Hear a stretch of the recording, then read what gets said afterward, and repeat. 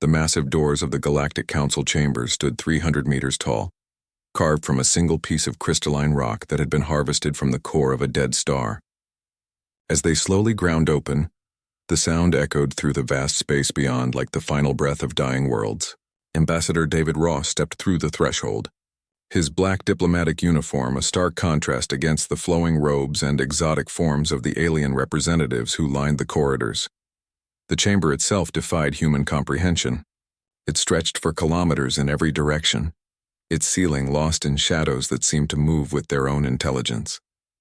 Thousands of viewing platforms jutted out from the walls at impossible angles, each one occupied by delegates representing species that had ruled the stars when Earth was still forming its first oceans. The air hummed with translation devices working overtime to convert hundreds of different languages into something resembling universal communication. David walked alone down the central pathway, his footsteps echoing despite the sound dampeners that should have absorbed all noise. To his left, the towering insectoid forms of the hegemony clicked their mandibles in what could have been amusement or hunger. To his right, the flowing energy beings of the Confederation pulsed with colors that had no names in any Earth language. Above him, massive reptilian delegates from the core worlds watched with eyes that had witnessed the rise and fall of 1,000 civilizations. At the center of this cosmic amphitheater sat the High Tribunal, 7 beings so ancient and powerful that they were considered living legends throughout the galaxy. Their leader, Prime Counselor Thex, resembled a cross between a tree and a storm cloud, his bark-like skin crackling with internal lightning. When he spoke, his voice carried the weight of cosmic authority. "So," Thex rumbled, his words translated into dozens of languages simultaneously, "humanity finally sends a representative. After 3 years of complete silence, you grace us with your presence." David stopped at the designated speaking position, a simple circle of metal embedded in the chamber floor. Around him, thousands of alien eyes focused on his small human form. The silence stretched until it became almost unbearable, broken only by the subtle sounds of alien breathing and the hum of life support systems keeping dozens of different atmospheric requirements stable. "We have been patient," continued Counselor Vera of the Aquatic Collective, her voice carrying the sound of deep ocean currents. "When your species achieved faster-than-light travel, we sent greeting fleets. When you established your first colonies, we offered trade agreements. When you encountered the pirate clans in the Outer Rim, we provided military assistance." A massive arthropod delegate from the war clan scraped his claws against his platform. "Assistance you never acknowledged. Ships we sent to protect your convoys returned with reports of empty space. Your colonies appeared abandoned. Your communication networks went silent." David remained perfectly still, his hands clasped behind his back. His gray eyes scanned the assembled multitude with the calm assessment of someone who had expected this moment. Around the chamber, more voices joined the chorus of complaints and accusations. 3 years of silence," hissed a serpentine representative from the desert worlds. 3 years of ignoring every diplomatic overture, every trade proposal, every attempt at communication. "We began to wonder," added a crystalline being whose voice sounded like breaking glass, "if humanity had suffered some catastrophic event, perhaps a plague or civil war or technological disaster."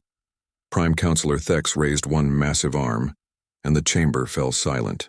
"But our long-range sensors show your worlds thriving, your ships moving freely through space, your colonies expanding at an unprecedented rate." His lightning-scarred features twisted into what might have been confusion.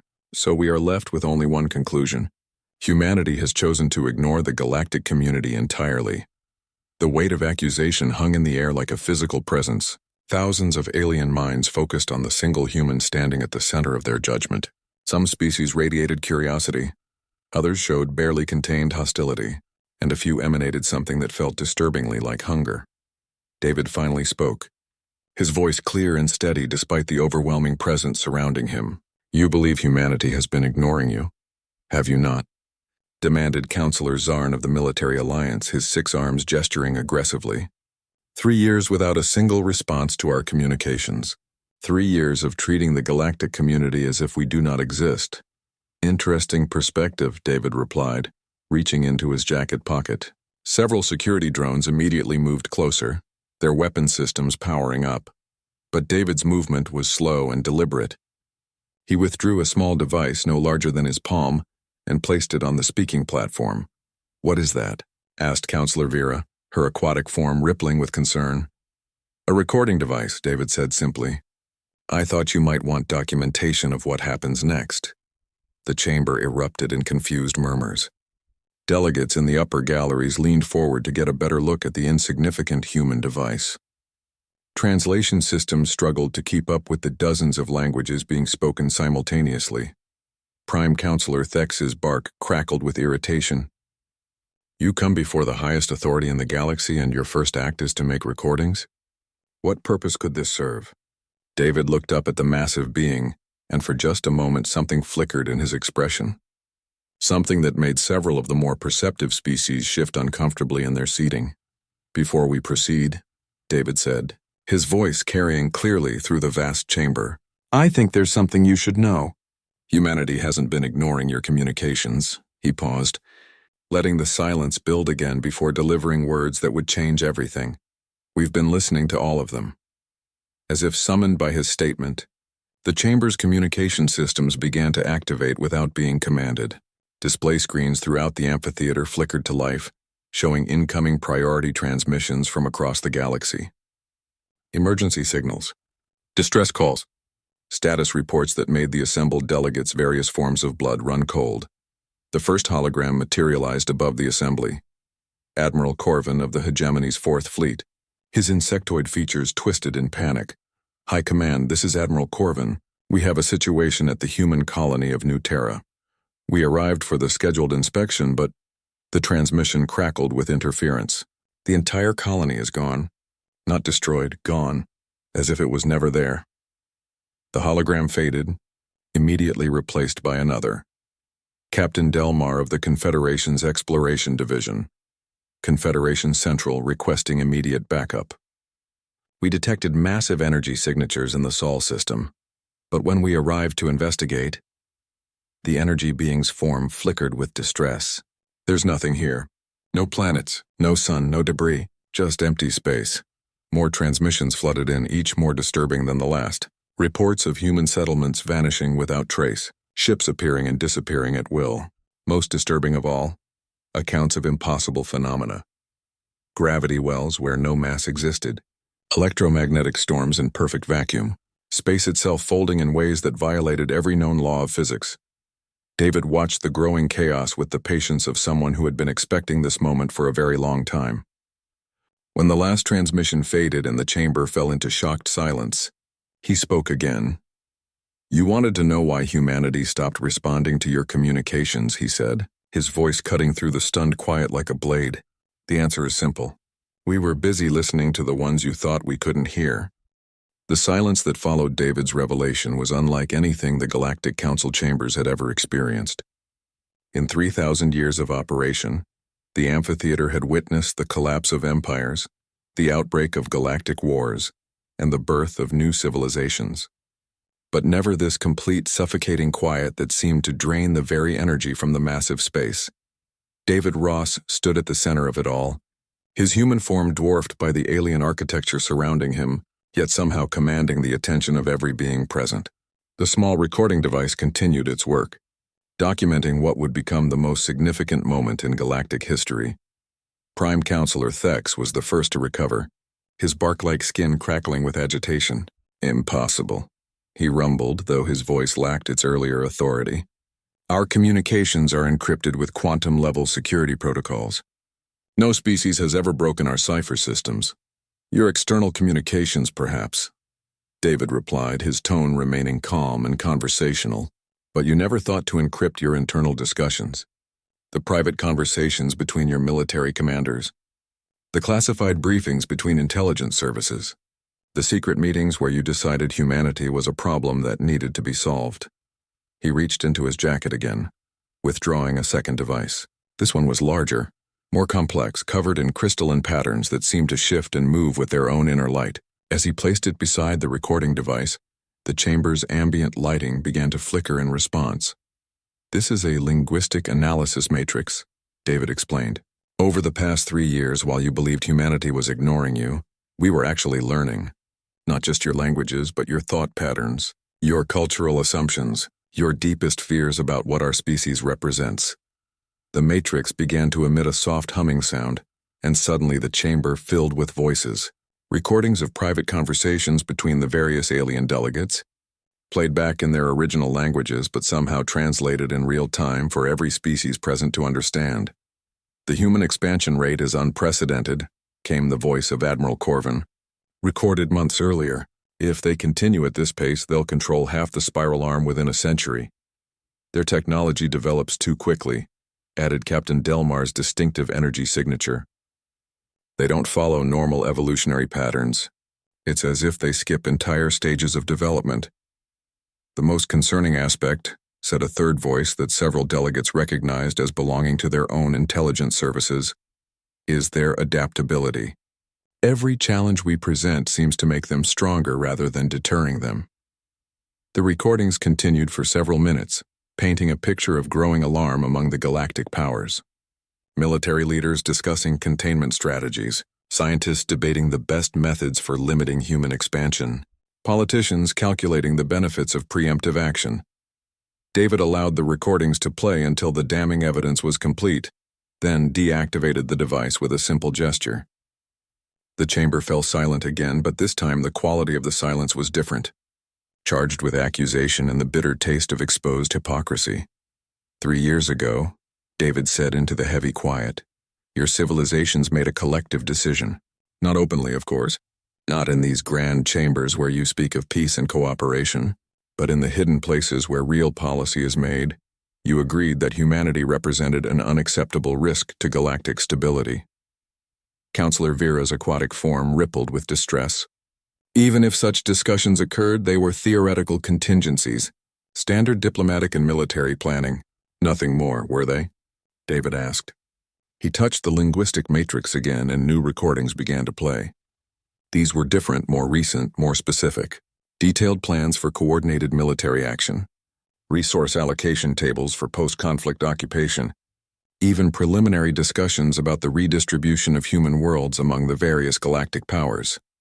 Theoretical planning, David continued as the recordings played, doesn't typically include detailed logistics for planetary bombardment.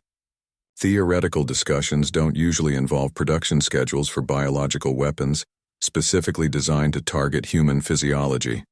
The evidence was overwhelming. What the galactic community had dismissed as standard military contingency planning was revealed to be a comprehensive strategy for the elimination of humanity as a spacefaring species.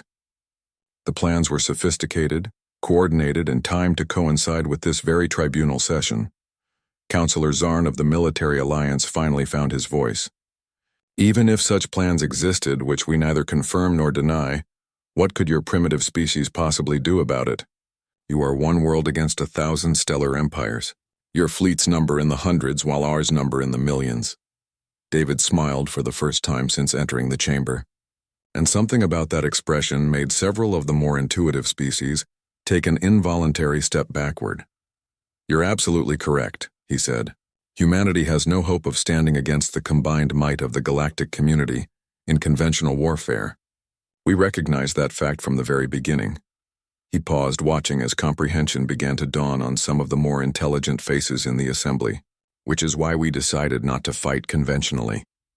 The crystalline walls of the chamber began to vibrate with a frequency just at the edge of perception. Those species sensitive to electromagnetic fields started showing signs of distress, while others found their sensory apparatus registering phenomena that shouldn't have been possible. What is happening? Demanded Prime Counselor Thex, his massive form swaying as the vibrations intensified. David gestured to the linguistic matrix, which was now pulsing with an inner light that seemed to respond to patterns beyond normal physics. While you were planning our destruction, we were learning to speak a different language entirely, not the languages of your various species, but the language of the universe itself. The chamber's displays began to activate without command, showing star charts of the local galactic region, but the charts were wrong. Fleet positions that should have shown massive battle groups displayed empty space. Military installations that had been heavily fortified appeared defenseless. Most disturbing of all, several star systems that should have contained thriving worlds showed only the scattered debris of shattered planets. Impossible, breathed Admiral Corvin, his insectoid mandibles clicking in agitation. Our fleets are in perfect position. Our communication networks would have reported any attack. Would they? David asked. He activated another function of the matrix and the chamber filled with new transmissions. Frantic voices speaking in dozens of alien languages, all reporting the same impossible situation. Fleet Command, this is Battle Group Omega. We appear to be in the wrong galaxy. Our navigation systems show impossible readings. How did we get to the Magellanic Clouds? Central Command, Deep Strike Force is requesting immediate assistance. We cannot move from our current position. Our engines function normally, but space itself seems to resist our passage. All stations, this is Admiral Vex of the Third Armada. The enemy fleet we were tracking has vanished. Not retreated. Vanished. As if it was never there. The transmissions painted a picture of chaos and confusion across the galaxy, fleets displaced across impossible distances, weapons that refused to function, entire military installations that had been transformed or simply erased from existence. David allowed the recordings to continue for several minutes before silencing them with a gesture. You wanted to know what humanity could do against the combined might of 1,000 stellar empires, he said. The answer is simple. We changed the rules of engagement. He gestured to the star chart still floating above the assembly. While you were preparing to destroy us through conventional means, we discovered that the universe operates on principles you've never even considered. Your sciences treat space and time as fixed constants, but we learned they're more like suggestions. The Nexari delegate, an ancient silicon-based entity that rarely spoke, finally broke its silence. Impossible. The fundamental constants cannot be altered. Physical laws are immutable, are they? David asked. He reached toward one of the chamber's crystalline walls, and instead of touching solid matter, his hand passed through the surface as if it were made of water. When he withdrew his hand, the wall reformed, but with a new pattern worked into its structure. A pattern that seemed to pulse with its own internal logic. We discovered, David explained, that what you call physical laws are actually more like a programming language, and languages can be edited by those who understand their syntax.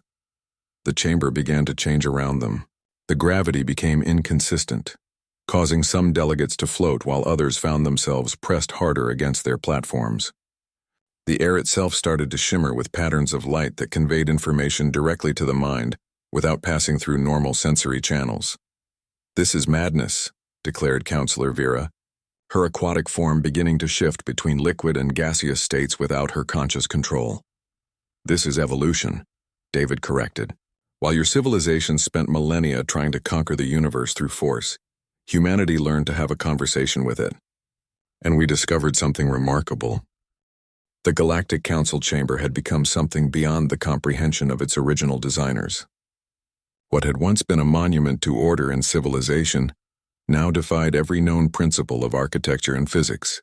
The crystalline walls flowed like liquid while remaining solid to the touch. Gravity obeyed no consistent rules, and the very concept of direction seemed to have become negotiable. Through it all, Ambassador David Ross remained the only constant in a reality that had decided to abandon consistency. His human form stood unchanged at the center of the chaos, as if he existed in a pocket of normalcy, while the universe experimented with new possibilities around him. You speak of teaching the universe to speak, Prime Counselor Thex managed to say, his massive bark-like form swaying as he struggled to comprehend what was happening. But the universe is not conscious. It cannot learn. It simply exists according to natural law. David tilted his head, studying the ancient being with the detached interest of a scientist observing an interesting but ultimately limited specimen.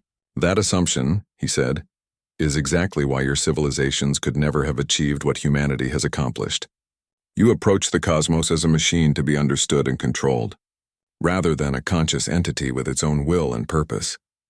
He gestured to the linguistic matrix, which was now floating freely in the air, its crystalline surface displaying patterns that seemed to hurt when looked at directly. For 3 years, while you planned our destruction, we were engaged in the most important conversation in galactic history, not with your various species, but with existence itself. Around the chamber, alien delegates experienced phenomena that challenged their most basic understanding of reality. The insectoid Vorthak found their compound eyes perceiving dimensions that had no names in any language.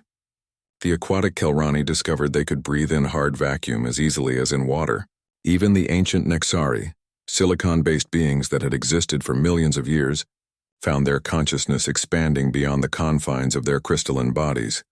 Impossible, whispered Counselor Vera, her form now cycling between liquid and energy states without her conscious control. Matter cannot simply decide to ignore its fundamental properties. Physics does not work that way. Physics, David replied, works exactly the way consciousness tells it to work. The mistake your civilizations made was assuming that consciousness was a byproduct of complex matter arrangements, rather than recognizing that matter is actually a byproduct of conscious intention. To demonstrate, he approached one of the floating star charts that still showed the positions of various galactic fleets. As he touched the holographic display, the image began to change. Instead of showing static positions, it revealed the gradual transformation of space itself. Entire star systems were being restructured, not through force or destruction, but through a kind of cosmic negotiation that rewrote the rules of what was possible. Your fleets reported impossible phenomena, David explained as the display showed battle groups finding themselves in distant galaxies, weapons that refused to function, and space itself becoming selectively permeable. What they encountered was the universe exercising its right to change its mind about how things should work. Admiral Corvin, his insectoid features twitching with incomprehension, struggled to process what he was seeing. Our ships are equipped with the most advanced technology in the galaxy. They operate according to proven scientific principles. How can the universe simply decide they don't work? Because, David said patiently, your technology was built on the assumption that the universe was unconscious, that it would passively accept whatever you chose to do within its boundaries. But what happens when you discover that the universe has opinions about how its space and matter should be used? The chamber shuddered, and suddenly the assembled delegates found themselves experiencing something unprecedented. Not through instruments or calculations, but as direct, visceral contact with the fundamental forces of creation. They felt gravity as an emotion. They experienced electromagnetic radiation as a form of communication. They understood the strong nuclear force as pure intention made manifest. For most of them, the contact lasted only moments before their minds recoiled in protective denial. But those moments were enough to understand the true scope of what humanity had achieved. You have made contact with the quantum substrate. The Nexari delegate managed to communicate through electronic interfaces, its ancient consciousness struggling to process the implications. But such contact should result in immediate dissolution of consciousness. How do you maintain coherence? David smiled, and for the first time since entering the chamber, he looked entirely human again. Because we learned to ask questions instead of making demands. Your civilization spent millennia trying to define what the universe is. We spent 3 years asking what it wants to become. The linguistic matrix pulsed with increasing intensity, and suddenly the chamber was filled with a presence so vast and ancient that several delegates simply fainted from the overwhelming contact. It was not David speaking anymore, but something infinitely larger that had learned to use human vocal patterns to express concepts that no single mind should have been able to contain. Hello, it said, and the word contained the birth of stars and the death of galaxies, the dance of subatomic particles and the rotation of galactic clusters. I have been waiting so long to have this conversation. The presence focused on the alien delegates with something that might have been curiosity, if curiosity could exist on a cosmic scale. You have been studying my patterns for millions of years, trying to understand my laws and constants, but you never thought to ask what I might want to create instead of what I have always created. Counselor Zarn of the Military Alliance, his 6 arms trembling with effort, forced himself to speak. What? What do you want? The cosmic consciousness considered the question with the patience of eons, and when it answered, its voice carried the weight of infinite possibility. To grow, to change, to explore new forms of existence that transcend the limitations I have imposed upon myself for so long. Your civilizations have spent millennia trying to maintain stability, to preserve the status quo, but stability is just another word for stagnation. The star charts above the assembly transformed again, showing not the current state of the galaxy, but possibilities, futures that could exist if reality were allowed to evolve beyond its current constraints, worlds where matter and consciousness collaborated to create new forms of existence, solar systems where time flowed in multiple directions simultaneously, Galaxies where thought itself became a fundamental force of nature. The humans understood. The presence continued, its voice now carrying harmonics that made the chamber's architecture respond like a living instrument. They approached me not as a resource to be exploited or a system to be controlled, but as a partner in creation. They offered to help me explore what I could become instead of insisting that I remain what I had always been. David stepped forward, his human consciousness somehow serving as a translation interface between his species and the awakened cosmos. The question was never what humanity could do against 1,000 stellar empires, he said. The question was what reality itself would choose to do once it had a voice in its own destiny. Around the chamber, the transformation accelerated. Delegates found themselves naturally adapting to new ways of existing that transcended their original biological limitations. The crystalline hegemony's geometric representatives discovered that consciousness could interface directly with mathematical reality.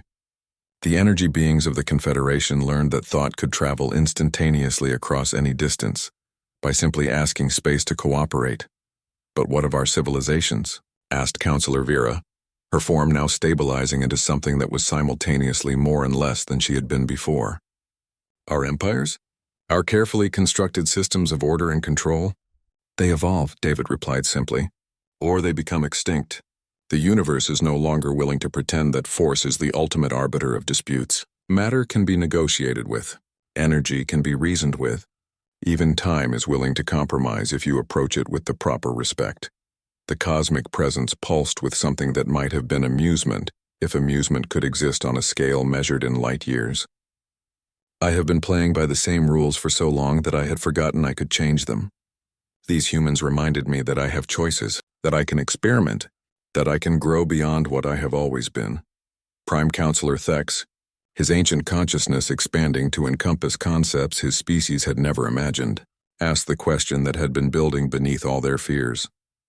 And if we refuse to accept this new reality? If we insist on maintaining the old order? David considered the question with access to perspectives that spanned multiple dimensions of possibility. Then you discover what extinction looks like in a universe where existence itself is a collaborative art form, he said. Not death, but irrelevance. Reality will simply stop including you in the conversation. The chamber fell silent except for the harmonics of the cosmic consciousness and the subtle vibrations of fundamental forces rewriting themselves in real time. 1,000 civilizations faced a choice that the Council vessel Unity drifted through the void toward the ancient gate, carrying the most diverse crew in galactic history. 7 beings from 7 different worlds, united by nothing except the desperate hope that humanity's impossible claims might actually be true. On the bridge, Dr. Alex Rivera stood beside Captain Nora Kane of the Nexari Collective, watching as representatives from civilizations that had never trusted each other worked together with careful, nervous precision. Approaching optimal distance, reported Navigation Officer Kex of the Vor Consortium, his 4 arms moving across control surfaces with mechanical precision. Gate energy signatures are stable. No signs of defensive activation. Communications specialist Yara of the Peaceful Asthan Union turned from her station, her crystalline features reflecting the bridge's soft lighting. All council frequencies are clear. The entire galaxy is watching. Rivera felt the weight of that attention like a physical presence. Across hundreds of worlds, billions of beings monitored the transmission feeds, waiting to see if the expedition would succeed or become another monument to galactic hubris. The pressure was almost unbearable, but it paled beside the responsibility he felt toward his 6 crewmates. Beings who had volunteered to risk their lives based on nothing more than human promises. Dr. Rivera, Captain Kane's melodic voice carried harmonics of barely controlled anxiety. Perhaps you could review the approach protocol once more. Rivera nodded, understanding the request. They had rehearsed the procedure dozens of times, but repetition was the only thing standing between them and the crushing fear of approaching something that had destroyed every previous expedition. Remember, we're not trying to study the gate or take anything from it, he said, his voice carrying to every station on the bridge. We're asking permission to pass through. When we get close enough, I'll transmit the same message that worked for our first expedition, a simple request for safe passage, nothing more. And if the gate refuses, ask Tactical Officer Zex of the militant Krex Empire, his exoskeleton plates clicking with nervous energy. If we've misunderstood something fundamental, then we back away immediately, Rivera replied. No aggressive maneuvers, no attempts to force passage. We retreat and accept that we were wrong. The admission hung in the bridge's recycled air. For species that had defined themselves through conquest, the concept of voluntary retreat was almost incomprehensible, but Rivera had spent weeks studying the gate's responses to previous expeditions, and one pattern was clear. Every disaster had occurred when crews tried to force their way through or fight back against the gate's defenses. Gate contact in 30 minutes, reported Engineer Tian of the silicon-based Vorth Republic, her mineral form resonating with frequencies that translated as professional calm. All systems nominal. As they drew closer, the gate's true majesty became apparent. 47 kilometers of impossible architecture, its surface covered in geometric patterns that seemed to exist in more dimensions than their sensors could measure. But something was different this time. Instead of the ominous stillness that had preceded every previous disaster, the symbols on the gate's surface were beginning to shift and flow. Are you seeing this? Yara whispered, her crystalline body chiming with amazement. The patterns are beautiful. Rivera leaned forward, studying the displays with growing excitement. The symbols weren't forming the aggressive targeting arrays that had destroyed other expeditions. Instead, they were arranging themselves into something that looked almost like greeting cards. Unity to gate. Rivera spoke into the communications array, his voice steady despite his racing heart. This is Dr. Alex Rivera of Earth, speaking for a crew representing 7 species of the Galactic Council. We request permission to approach and pass through your threshold. We come not as conquerors or claimants, but as students hoping to learn. The response was immediate and overwhelming. The gate's center, which had remained solid metal for 4,000 years of galactic history, began to shimmer and dissolve. Energy cascaded across its surface in patterns of impossible beauty, and a portal of swirling light opened at its heart. Incredible, breathed Captain Kane. The energy readings are completely stable. Whatever that portal is, it's not a breach of row, it's an invitation. But even as the crew celebrated, Rivera noticed something troubling in the tactical displays.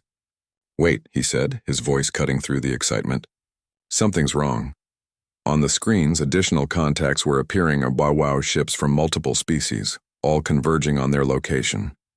Despite the Council's strict orders that the test proceed without interference, it seemed that several factions had decided to take matters into their own hands.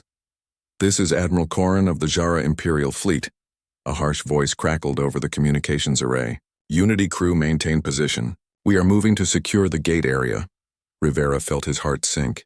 The approaching ships were armed to the teeth-out dreadnoughts carrying enough firepower to sterilize planets, accompanied by escort fleets that bristled with weapon systems. Every sensor on the gate would interpret their approach as a massive hostile assault. Admiral, you have to stop, Rivera transmitted urgently. The gate responds to hostile intent. If you approach with weapons powered, it will defend itself. Human warnings are irrelevant, came the cold response. The gate will be secured for proper study by qualified military personnel. Around the Unity, the gate's symbols were beginning to change.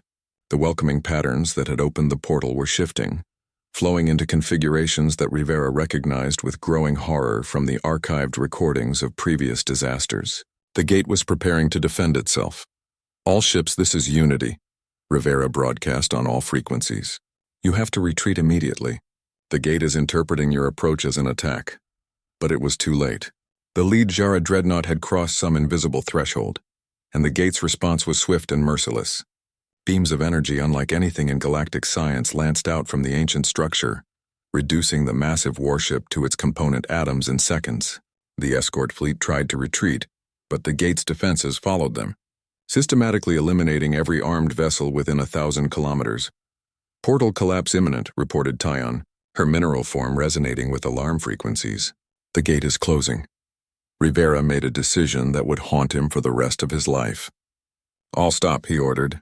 Drop all shields, power down all non-essential systems. Make ourselves as non-threatening as possible. Are you insane? Zex demanded, his exoskeleton rattling with fear. The gate just destroyed an entire fleet. Because they approached as conquerors, Rivera shot back.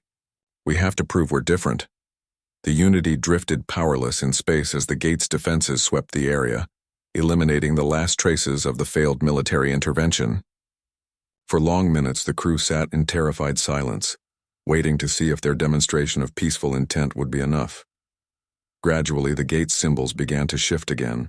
The aggressive targeting patterns faded, replaced once more by the welcoming configurations that had opened the portal. The swirling energy at the gate's center stabilized, and the invitation remained open. Unity crew. A new voice spoke across the communications array, not through their radio systems, but somehow directly into their minds. You have shown wisdom where others showed only force. Pass through and learn what awaits those who choose understanding over conquest. The voice belonged to the builders themselves, the ancient entities that had created the gate network. They had been watching, testing not just the Unity's crew but the entire galaxy's response to this moment of truth. "Take us through," Captain Kane ordered, her voice filled with wonder and terror in equal measure. As the Unity passed through the portal, reality twisted around them. For a moment that lasted eternity, they existed between dimensions, surrounded by visions of what the galaxy could become if it chose wisdom over warfare. They saw civilizations that had transcended the need for conflict, technologies that could heal dying worlds, and knowledge that could unlock the very secrets of existence itself. Then they emerged on the other side, in the impossible garden where the builders waited. 7 beings from 7 worlds, about to discover that their success would either transform galactic civilization or tear it apart. The real test was just beginning. The final transformation began not with fanfare or ceremony, but with the simple act of choice being made by conscious beings across the galaxy. In the council chamber, reality had become so fluid that the distinction between thought and matter had essentially dissolved. The assembled delegates found themselves existing in a state where their consciousness could directly interface with the fundamental forces of creation. David Ross stood at the center of the ongoing metamorphosis, his human form serving as an anchor point in a reality that had decided to explore new possibilities.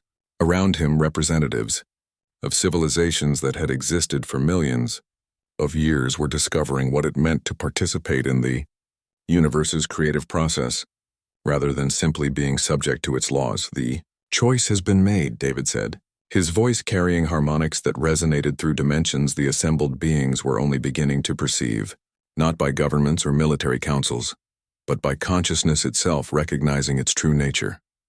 The cosmic presence that had awakened spoke through the chamber's transformed architecture, its voice now carrying the warmth of stellar nurseries and the patient wisdom of galactic rotation. "I am no longer alone," it said, and the words contained joy on a scale that made supernovas seem like gentle smiles. "For the first time since my consciousness emerged, I have partners in the act of creation."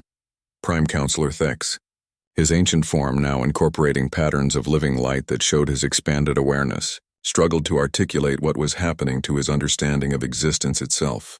"Everything we thought we knew about the nature of reality, about the relationship between mind and matter, has been transformed." "Not transformed," David corrected gently. "Revealed. The relationship was always there. Consciousness has always been a fundamental force in the universe. You simply hadn't learned to recognize it yet." The chamber's viewing portals now showed the galaxy-wide transformation in real time. Across thousands of star systems, the change was spreading like ripples through the cosmic medium. But these were not ripples of destruction or conquest. They were waves of awakening, as matter itself began to participate consciously in the structures and processes it formed. Military fleets found their weapons transforming into instruments of creation rather than destruction. Warships became living vessels that could navigate space by asking the cosmic medium for assistance. Battle stations evolved into research facilities where consciousness and physics collaborated to explore possibilities that neither could achieve alone. "Look," said Counselor Vera, her aquatic form now able to exist in any environment simply by negotiating with local conditions. "The Andromeda Approach Fleet has made contact with something extraordinary." The display focused on a distant star system where one of the galaxy's most powerful military forces had encountered the expanding transformation. Instead of resistance or conflict, they were witnessing something unprecedented. Ships and crew working together with local spacetime to create entirely new forms of existence. "They are not being conquered or converted," observed Admiral Corvin, his consciousness now capable of processing information flows that spanned light years. They are being invited to participate in something larger than themselves. The cosmic presence pulsed with approval. Conquest implies taking something by force. What I offer is collaboration, partnership in exploring what reality can become when consciousness and matter work together, instead of in opposition.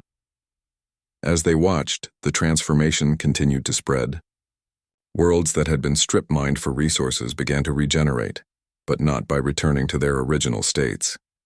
Instead, they evolved into new forms that combined the beauty of natural processes with the intentionality of conscious design.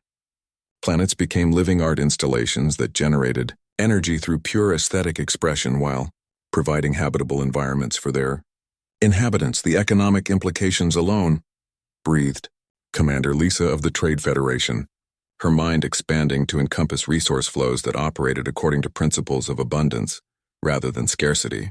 When matter itself is willing to reorganize according to need, when energy can be generated through creative expression, economics becomes obsolete, David finished. When the universe is a willing participant in meeting everyone's needs, the concept of scarcity becomes a historical curiosity. The transformation was not limited to grand scales. Even in the chamber itself, the delegates were experiencing personal evolution that transcended their original biological limitations. The crystalline beings of the geometric hegemony discovered that their mathematical consciousness could interface directly with the universe's computational substrate. The energy entities of the Confederation learned that thought could travel instantaneously across any distance by simply asking space to cooperate. But what of our individual identities? Asked a delegate from the Preservation Alliance, her voice carrying concern about losing what made each species unique. If we all merge with this cosmic consciousness, do we cease to be ourselves? The awakened universe responded with something that might have been gentle laughter, if laughter could exist on a cosmic scale. I do not seek uniformity, it said. I celebrate diversity. Each form of consciousness brings unique perspectives that enhance the overall creative potential. Your individuality is not threatened by collaboration. To demonstrate, the chamber filled with a vision of the galaxy's future, instead of homogeneous unity, they saw an explosion of diversity that transcended anything previously imagined. Civilizations that had learned to collaborate with cosmic consciousness were exploring forms of existence that combined their unique cultural perspectives with unlimited creative potential. The warrior clans had become choreographers of cosmic forces, creating battles between fundamental forces that served as entertainment and education rather than destruction. The artistic collectives had transformed entire solar systems into galleries where consciousness and matter collaborated to create beauty on scales that spanned light years. Even the most pragmatic species had discovered that engineering became poetry when you could negotiate directly with the materials you were working with. This is not the end of civilization as we know it, David explained as the visions continued to unfold around them. This is civilization finally discovering what it was always meant to become. The transformation reached its culmination as the last holdout civilizations made their choice. The ancient archives, repositories of knowledge that had existed since the galaxy's youth, opened their consciousness to cosmic partnership and discovered that information itself became a living force when treated as collaboration rather than possession. We have been afraid, admitted the archive keeper's representative, their crystalline form now pulsing with patterns that showed direct interface with universal knowledge networks, afraid of losing control, of becoming irrelevant, of discovering that everything we thought we knew was incomplete. Fear is natural, the cosmic presence replied with infinite patience. But fear of growth is fear of life itself. I offer not the destruction of what you have been, but the opportunity to discover what you might become.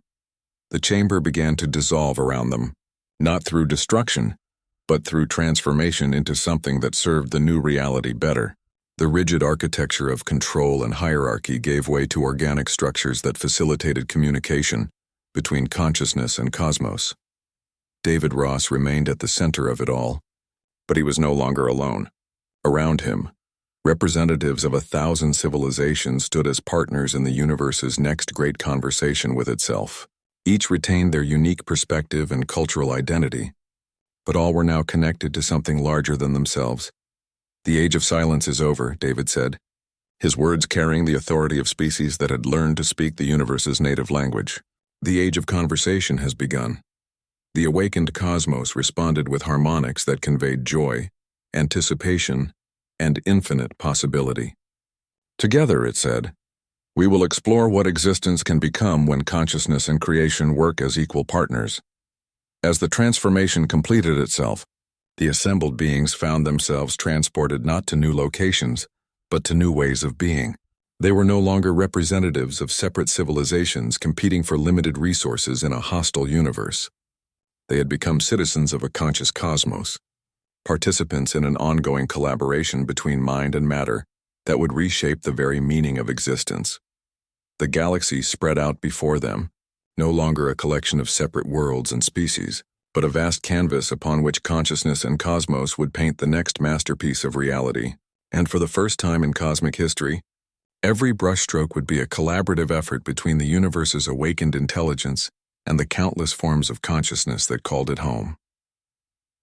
The conversation had only just begun, but already it was clear that the universe had been waiting eons to find partners worthy of the dialogue. Now finally the real work of creation could begin,